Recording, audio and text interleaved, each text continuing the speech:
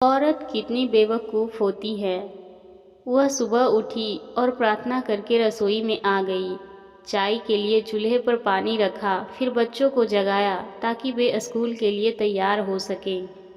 रसोई में जाकर चाय बनाई और अपने सास ससुर को दे दी।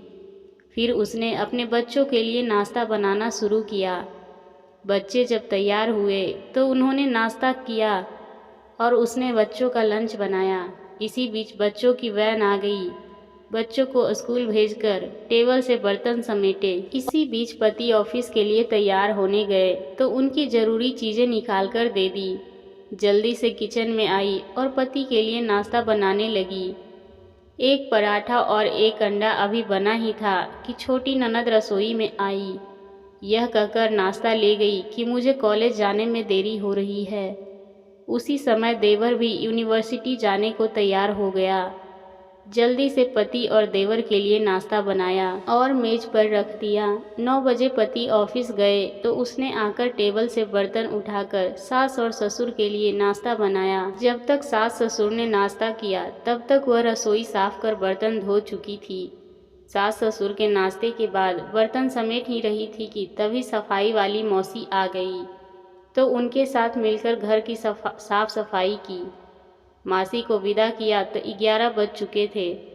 तभी घंटी बजी और उसकी विवाहित नंद अपने 2 छोटे बच्चों के साथ आ गई। मेहमानों के लिए जल्दी जल्दी चाय और उसके साथ कुछ नाश्ता बनाया।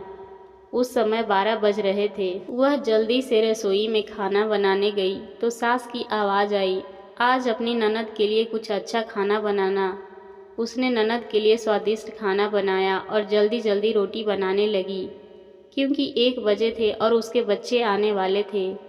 बच्चे जब स्कूल से आए तो उन्होंने हाथ मुंह धोए, कपड़े बदले और उसने उन्हें खाना खिलाया। तभी कॉलेज से छोटी ननद भी आ गई और देवर भी वापस आ गया। उसने सबके लिए जल्दी जल्दी रोटी बनाई और सबको परोस कर खाना खिलाया। जब सब खाकर उठे तो 3 बज चुके थे और उसे अचानक भूख लगी। उसने मेज पर हॉटपॉट में देखा और एक भी रोटी नहीं बची थी। वह सब बर्तन समेटकर रसोई में जा ही रही थी कि उतने में उसके पति घर में दाखिल हुए। उसे देखकर पति ने कहा, मुझे बहुत भूख लगी है, जल्दी से खाना निकालो। वह झट से रसोई में गई और अपने पति के लिए रोटियां और कुछ सब्जी बनाने लगी। जब उसने अपने पति के लिए खाना बनाया तब 4 बज चुके थे। उसके पति ने उससे कहा, आओ तुम भी खा लो। उसने आश्चर्य से पति की ओर देखा क्योंकि उसने सुबह से कुछ नहीं खाया था। वह पति के साथ खाना खाने बैठ गई। जब उसने अपने मुंह में रोटी का टुकड़ा रखा तो उसकी आंख से एक आंसू निकला। उसके पति ने पूछा, तुम रो रही हो, क्यों?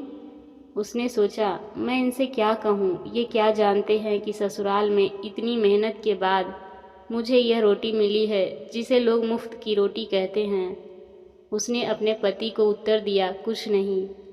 उसके पति ने कहा, स्त्री कितनी बेवकूफ़ होती है, किसी कारण के बिना भी रोने लगती है। आशा करती हूँ आपको ये कहानी पसंद आई होगी। इस कहानी पर आपकी क्या राय है, हमें कमेंट करके ज़रूर बताएं। कहानी पसंद आई हो तो लाइक और शेयर करना ना भूलें। चैनल पर नए हैं तो प्लीज़ सब्सक्राइब करें।